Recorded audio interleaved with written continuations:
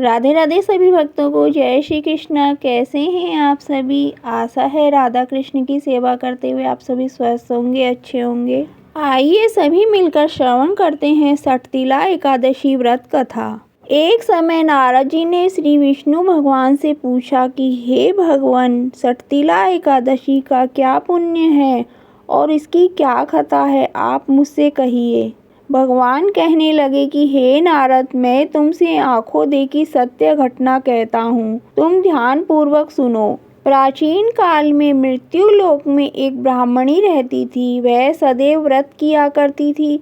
एक समय वह 1 मास तक व्रत करती रही। इससे उसका शरीर अत्यंत दुर्बल हो गया।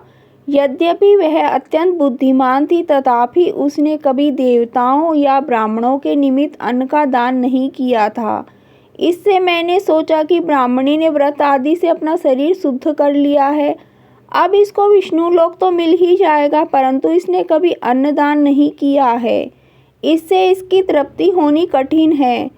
ऐसा विचार कर मैं एक भिखारी बनकर मृत्यु लोक में उस ब्राह्मणी के पास गया और उससे भिक्षा मांगी।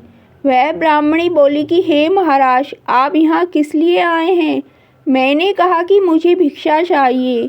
इस पर उसने एक मिट्टी का ढेला मेरे भिक्षा पात्र में डाल दिया। मैं उसे लेकर स्वर्ग में लौट आया। कुछ समय पश्चात वह ब्राह्मणी भी शरीर त्याग कर स्वर्ग में आ गई। उस ब्राह्मणी को मिट्टी का दान करने से स्वर्ग में सुंदर महल तो मिला, परंतु उसने अपने घर को अन्नादि सब सामग्रियों से शून्य पाया। घबरा कर वह मेरे पास आई और कहने लगी कि हे भगवान, मैंने अनेकों व्रत आदि से आपकी पूजा की, परंतु फिर भी मेरा घर अन्नादि सब वस्तुओं से शून्य है। इसका क्या कारण है?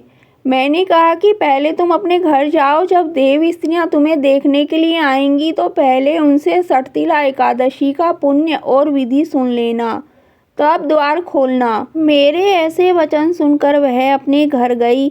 जब देवी स्त्रियां आई और द्वार खोलने के लिए कहा तो ब्राह्मणी बोली कि आप मुझे देखने के लिए आई हैं तो सटतिला एकादशी का महात्म्य कहिए।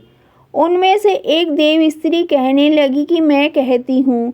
जब ब्राह्मणी ने सटतिला एकादशी का महात्म्य सुना तो फिर उसने द्वार खोला। देवांगनाओं ने उसको देखा कि न तो वह गांधर्वी है और न आसुरी है, वरन पहले जैसी मानुषी है।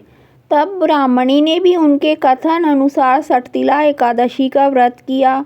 इसके प्रभाव से वह सुंदर और रूपवती हो गई तथा उसका घर अन्नादि समस्त सामग्रियों से युक्त हो गया।